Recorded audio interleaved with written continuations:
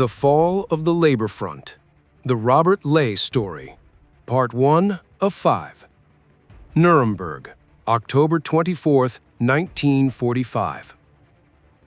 In the desolate silence of the Palace of Justice, time is measured not in hours, but in the slow drip of despair. A high-ranking Nazi official sits hunched in a prison cell. It is October 24, 1945. Just 72 hours earlier, the heavy door had creaked open to deliver his fate in writing: the indictment. The document was a litany of horrors. Count 1, participation in a common plan or conspiracy to wage aggressive war. Count 3, war crimes, specifically the brutal mistreatment of prisoners of war and civilian populations. Count 4, crimes against humanity, murder, extermination, enslavement, and persecution on a massive scale. The man reading these charges is Robert Ley. Once, this man commanded an empire of 25 million German workers. He was the architect of labor camps where human life was extinguished by the thousands, the logistics master who shipped human beings across borders as if they were nothing more than crates of cargo. Now, the boundaries of his empire have shrunk to a concrete box measuring 8 feet by 13.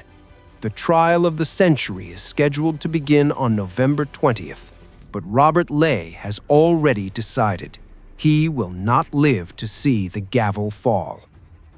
What drives a man from ruling over millions to fashioning a noose from a wet towel in less than 24 hours? What happens to the human psyche when the illusion of an eternal empire crashes into the reality of an 8 by 13 cell? The architect of absolute control. To understand the end, we must understand the beginning. Robert Ley controlled the heartbeat of the German machine from May 1933 until the final collapse in May 1945. He was the Reichsleiter and head of the Deutsche Arbeitsfront, the German Labor Front, DAF. Deep within Hitler's inner circle, Ley wielded power that rivaled the state itself.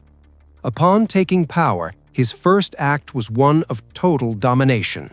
He dissolved every trade union in Germany, seizing their funds and crushing their leadership. He replaced them with a single, monolithic organization loyal only to the Third Reich. Under Ley's new order, workers lost the right to strike, the right to negotiate, and the right to leave. The Nazis called this socialism. The Allies would later identify it by its true name: slavery. Under Ley's watchful gaze, the Nazi war machine developed an insatiable hunger for labor. Foreign nationals were dragged into Germany from Poland, France, the Soviet territories, the Netherlands, and Belgium. Millions were forced into the darkness of mines, the heat of factories, and the back-breaking labor of farms.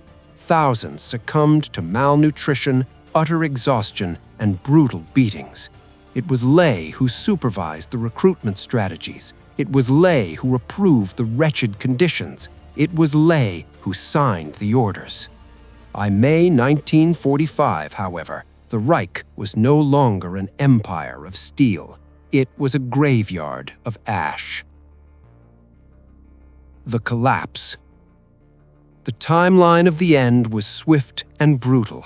Adolf Hitler committed suicide in the Führer bunker on April 30th. Goebbels followed him into the abyss the very next day. Heinrich Himmler, the architect of the Holocaust, was captured and dead by cyanide shortly after. By May 23rd, the men who had built the machine of destruction were largely gone. Ley ran. On April 20th, 1945, Hitler's 56th birthday, Ley saw his Führer for the last time in central Berlin.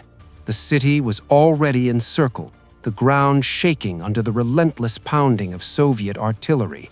Ley expected orders, a grand strategy for the final defense. Hitler gave him nothing. The next day, Ley fled south to Bavaria, heading toward the mountains near Berchtesgaden. seeking the mythical Alpine redoubt that propaganda promised but reality never delivered. Hitler remained in Berlin to die. Ley found himself in a terrifying new position. Unemployed. No orders, no purpose. The Reich collapsed around him. The capture. May 16, 1945. The tiny village of Schlecking in Bavaria. Soldiers of the American 101st Airborne Division, the Screaming Eagles, kicked down the door of a shoemaker's house. Inside, they found a pathetic figure. The man was balding, stammering, dressed in blue pajamas and a green Tyrolean hat. He claimed to be a Dr. Ernst Distelmeyer.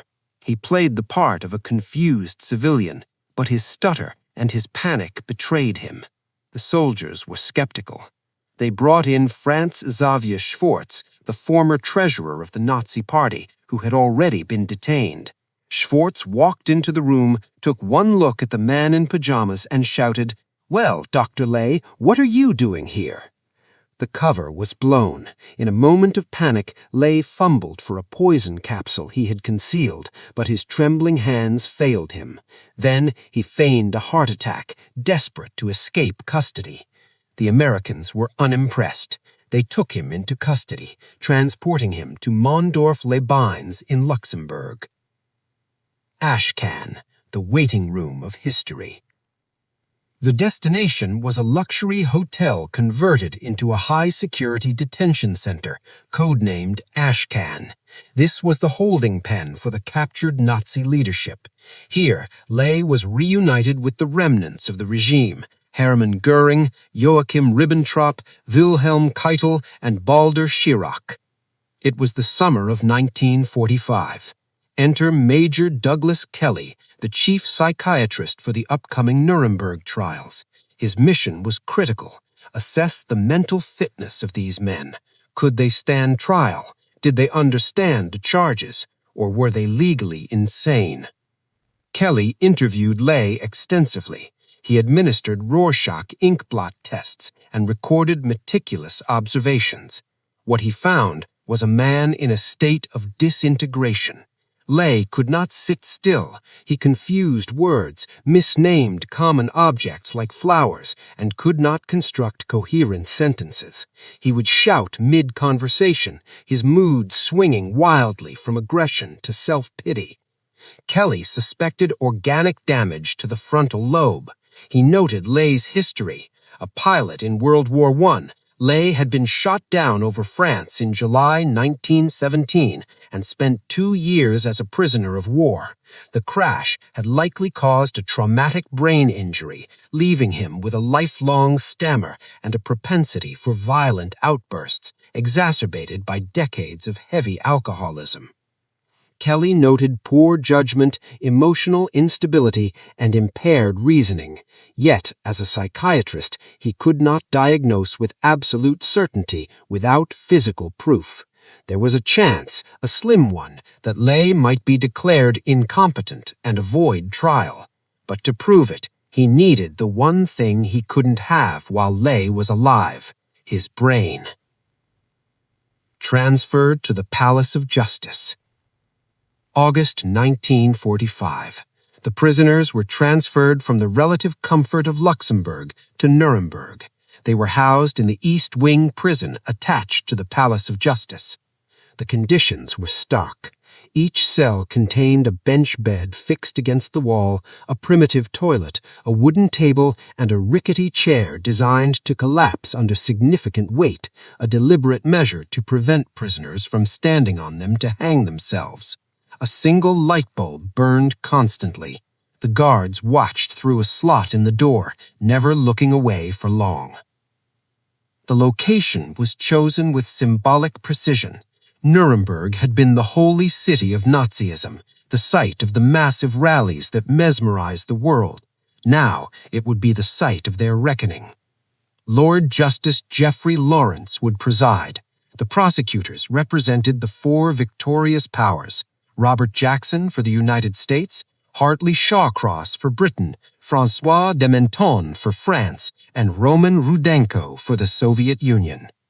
24 men were indicted. With Hitler, Goebbels, and Himmler dead, and Martin Bormann missing, Robert Ley was designated defendant number 21. But before the trial could even begin, death visited the prison block. The Shadow of the Noose, the Robert Ley Story, Part 2 of 5.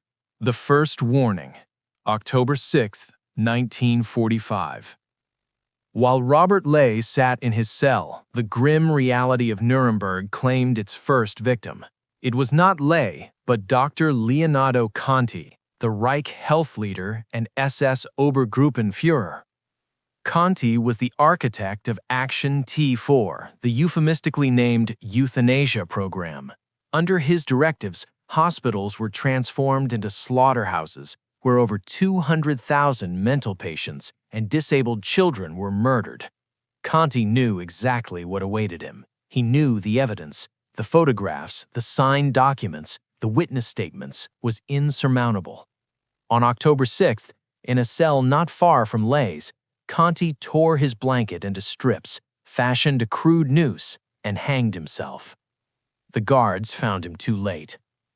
The suicide sent shockwaves through the American command.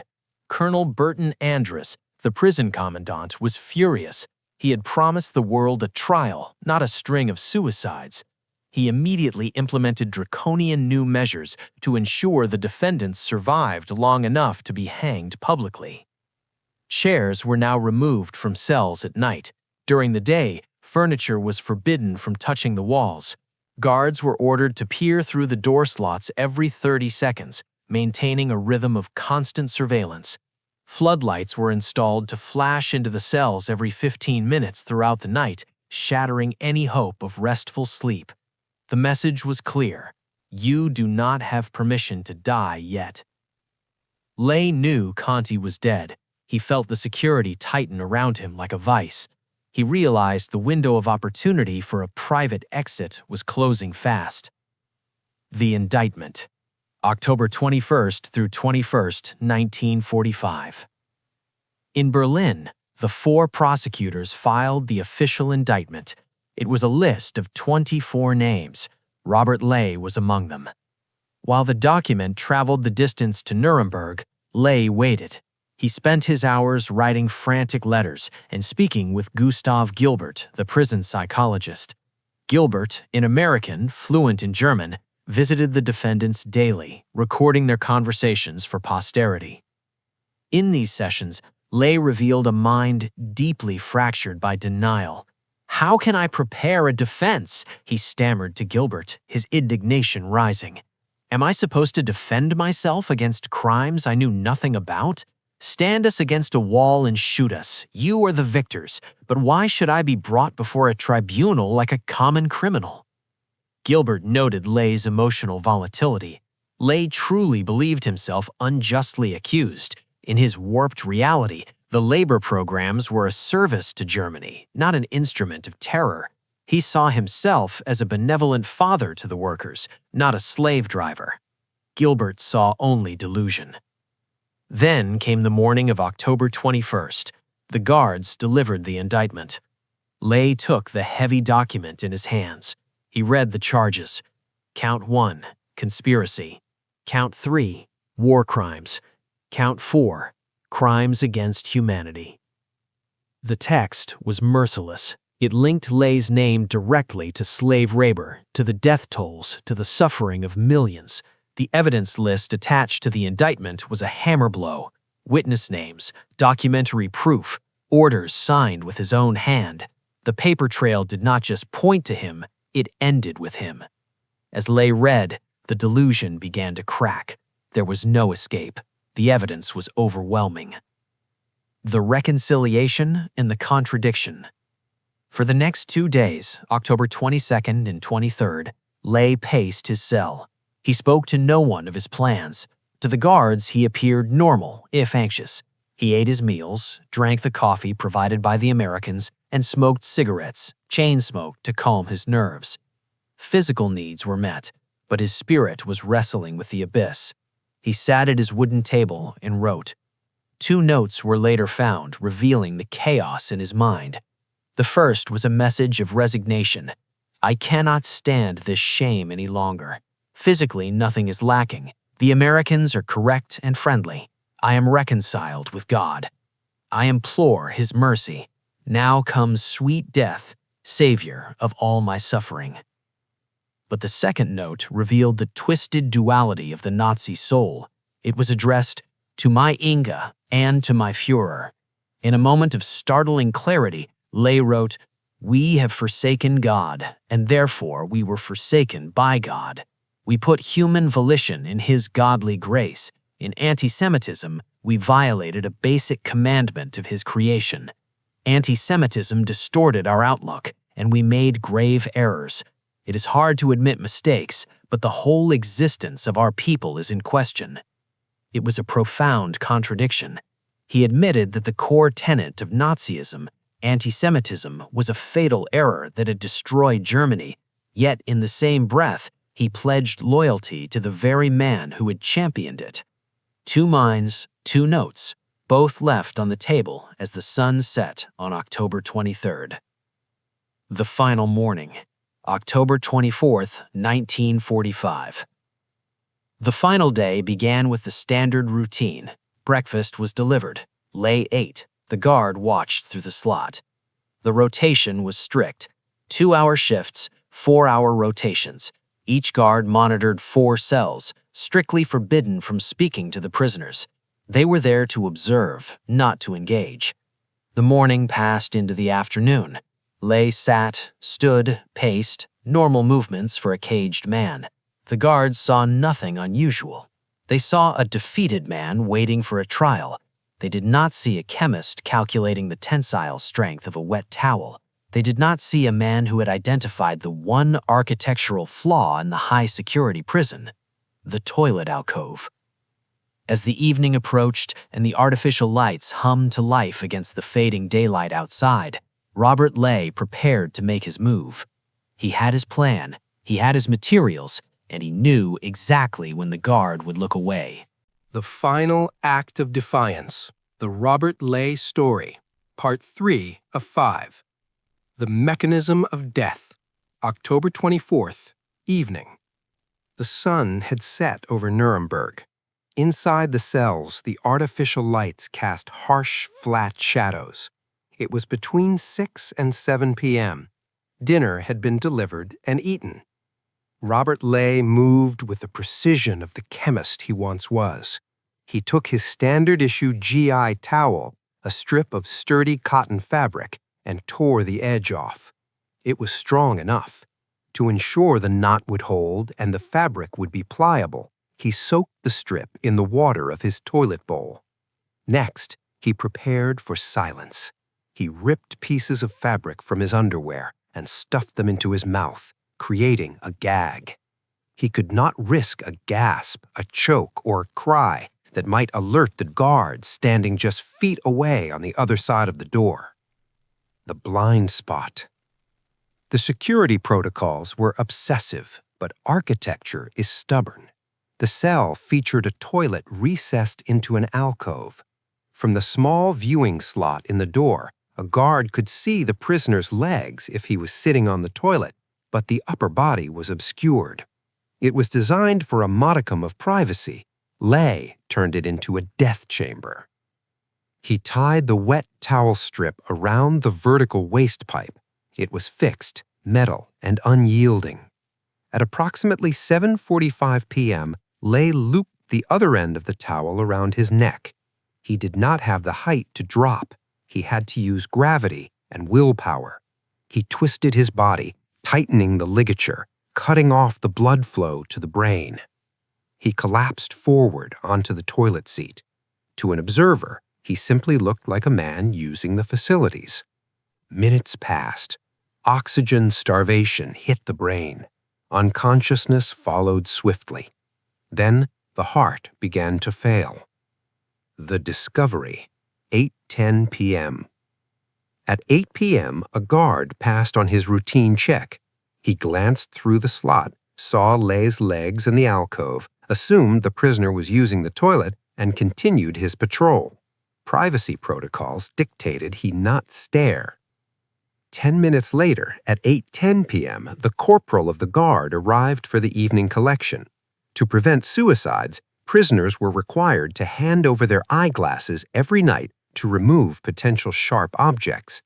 The corporal knocked on the heavy wood. "Lay's glasses, please." Silence. He knocked again. "Lay." No response. Sensing something wrong, the corporal unlocked the door and swung it open. He found Robert Lay slumped forward, arms dangling lifelessly, his head heavy against his chest. The wet towel was pulled tight around his neck, biting into the flesh. The panic. "Doctor, get the doctor!" Dr. Pfucker, the German prison physician, came running. He cut the towel and laid Lay on the floor. He administered a heart stimulant and immediately began artificial respiration. For 20 minutes, the doctor worked over the body, trying to force air into lungs that would no longer accept it. It was futile.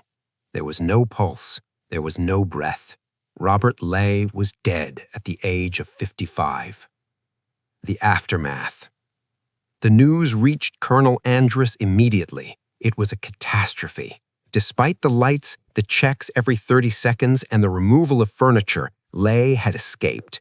He had cheated the tribunal just 1 month before the trial was set to begin. Lieutenant Colonel Rene J. Rutch, the chief medical officer, filed the official report. Time of death, approximately 8 p.m. Cause, strangulation, self-inflicted. Evidence, notes on the table, the torn towel, the wet ligature. Colonel Andrus, humiliated by a second suicide under his command, ordered an immediate crackdown. Future defendants would sleep with their hands outside their blankets. Tables would be constructed to collapse under weight. Razors, neckties, and even shoelaces were banned. But for Lay, the precautions were irrelevant. He had chosen a clean, private death over the public spectacle of the hangman's noose. He had died on his own terms. But while the military worried about security, Dr. Douglas Kelly saw an opportunity. The man was gone, but the mystery remained. Was Lay's evil a product of choice, or was it biological? Was there a Nazi virus hidden in the gray matter of the brain? Kelly approached Dr. Najib Khan, an army pathologist. In the dead of night, in the Nuremberg morgue, a secret operation took place. Khan performed the extraction. Robert Lay's brain was removed, placed in formaldehyde, and packed into a wooden crate. To avoid suspicion during shipping, the crate was mislabeled. The manifest read Spices. Its destination? D.C., the Army Institute of Pathology. Its recipient? Dr. Webb Haymaker, a renowned neuropathologist. Lay's body was buried quickly in an unmarked grave, but his brain was crossing the Atlantic to be put under a microscope. The Science of Evil. The Robert Lay Story, Part 4 of 5. The Autopsy of a Monster. Washington, D.C., late 1945. Dr. Webb Haymaker received the crate labeled Spices. Inside, floating in formaldehyde, was the brain of Robert Lay. Haymaker, a renowned neuropathologist, began the dissection. He prepared thin sections of the tissue, stained them, and placed them under the microscope. He was looking for the physical root of evil, damage so severe it could explain how a man could enslave millions without a flicker of conscience. Weeks passed. Finally, Haymaker wrote back to Kelly. The findings were mixed. There was indeed evidence of a long-standing degenerative process in the frontal lobes, chronic encephalopathy. The damage was sufficient to impair mental and emotional faculties. However, Haymaker could not determine the cause. Was it the plane crash from 1917? Was it 30 years of heavy drinking? Or was it something else? Privately, Haymaker wrote a second, more discouraging letter. Personally, I think maybe we better let the whole thing lie buried. The damage was there, but it wasn't the smoking gun Kelly had hoped for. It was not enough to excuse the crimes. The terrifying truth. Kelly's hypothesis crumbled. He had sought a Nazi virus, a shared pathology that would explain the atrocities. Instead, the tests revealed something far more disturbing. The Rorschach tests showed the Nazi leaders were psychologically normal. Even more frightening, IQ tests revealed they were highly intelligent. Hermann Goering, 138, very superior. Arthur Seyss-Inquart, 141. Hjalmar Schacht, 143. The average score was 128. These were not madmen in the medical sense. They were smart, sane men who had made a conscious choice to be evil. Kelly struggled with this conclusion. If the Nazis were normal, then anyone could become a Nazi. The evil was not in their biology, it was in their choices. Erasure. Back in Germany, Lay's body was moved quickly on the night of October 24th. It was placed in a box lined with butcher paper and taken to the Südfriedhof, Southern Cemetery, in Nuremberg. He was interred in an unmarked grave. No ceremony, no marker, no record of the exact location. The authorities feared that a known grave would become a shrine for neo-Nazis, just as Lay had erased the identities of millions of slave laborers. History now erased his location. He vanished into the earth, anonymous in death. The trial begins. November 20th, 1945. 1 month later, the International Military Tribunal convened. The Palace of Justice was packed. The 4 judges took their seats. The world watched. In the prisoner's dock, 21 men sat under the heavy guard of American MPs. Goering, in his faded Luftwaffe uniform. Hess, staring vacantly. Keitel, still trying to act the soldier. But between the defendants, there was a gap. Seat number 21 was empty. Robert Lay was the ghost in the courtroom. Though he was not there to hear it, the prosecution proceeded against him as if he were. Justice Robert Jackson, the chief American prosecutor, opened the trial with a speech that defined the century.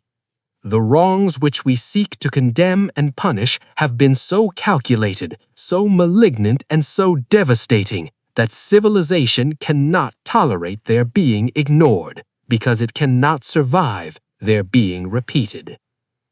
Guilty by documentation. The trial lasted 10 months. It generated tonnage of paper, thousands of documents, photographs, and films proving the Holocaust and slave labor program. Lay's absence meant he could not deflect, deny, or stammer excuses. The documents spoke for him. Orders signed by Lay authorizing the transport of slaves. Reports to Lay detailing death rates in the camps. Financial records showing the labor front profiting from human misery. The evidence was undeniable. Had Lay lived, his death sentence was a mathematical certainty. He would have hanged alongside Kaltenbrunner, Ribbentrop, and Keitel on October 16, 1946. Instead, on that grim night, when the trapdoors opened in the gymnasium of the Palace of Justice, Lay was already in the ground for a year. He had escaped the humiliation of the hood and the rope. He had denied the survivors the satisfaction of seeing him face justice. But he could not escape the verdict of history. Here is the final part, Part 5. This concludes the story, focusing on the legacy, the scientific aftermath, and the final judgment of history. The Verdict of Silence, the Robert Lay story, Part 5 of 5. The Cold Case in the Archives. Decades passed. The Nuremberg Trials became the foundation of modern international law. The names of the executed, Goering, Ribbentrop, Keitel, were etched into history books. Robert Lay, the man who cheated the hangman, faded into a footnote. But the story of his brain was not over. After Dr. Telly's suicide in 1958, ironically using a cyanide capsule, mirroring the very Nazis he studied. His collection of medical oddities was scattered. The glass slides of Robert Lay's brain, stained, mounted, and preserved, eventually found a home in the archives of the Hoover Institution at Stanford University. For years, they sat in the dark, labeled simply as Robert Lay. It wasn't until the late 20th century that researchers dusted them off. Using modern neuroscience, they confirmed what Haymaker had suspected in 1945. Lay's frontal lobes were indeed degenerated. The area of the brain responsible for impulse control, social behavior, and judgment was physically broken. But modern science also delivered a verdict that matched the moral one. Damage is not an excuse.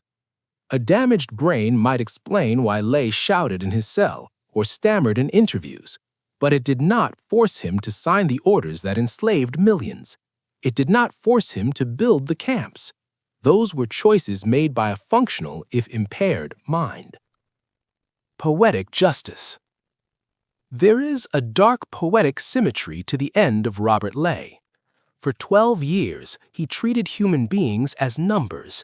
He erased their names, stripped them of their identities, and buried them in mass graves without markers.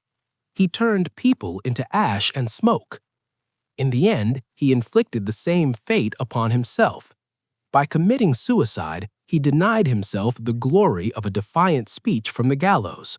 By being buried in a secret, unmarked grave in the Südfriedhof, he ensured that no one would ever mourn him, no one would ever bring flowers, and no one would ever find him. He successfully erased his own existence. The flaw in the design. The official suicide report, filed by Colonel Andrus, noted the irony of the security failure. The Americans had built a fortress. They had guards, lights, and protocols, but they were defeated by a simple desire for decency. The recessed toilet alcove designed to give a prisoner privacy. That small architectural mercy became the weapon Lay used to escape justice. It was a final lesson for the jailers. When dealing with men who have abandoned all humanity, even a singular inch of privacy can be fatal. Legacy of the empty chair. On October 1, 1946, the verdicts were read. 12 death sentences, 3 acquittals, 7 prison terms. Robert Lay's name was not called. His judgment had been rendered 11 months earlier, alone in the silence of Cell 21. Today, the Nuremberg records held at Cornell Law School contain 3,000 documents. Among them is Lay's indictment, a list of crimes so vast they defy comprehension. He remains the empty chair of Nuremberg, the man who proved that you can escape the courtroom, but you cannot escape the truth. He controlled his death, but he could not control his legacy. History remembers him not as the man who outsmarted the court, but as the slave driver who died choking on a towel, afraid to face the very world he helped destroy. If you value in-depth documented history of World War II and the psychology of the Third Reich, make sure to subscribe. It is the best way to support our work. Also, leave a comment below. Do you believe Lay's brain damage played a role in his crimes, or was it purely an act of evil? I'll see you in the next video.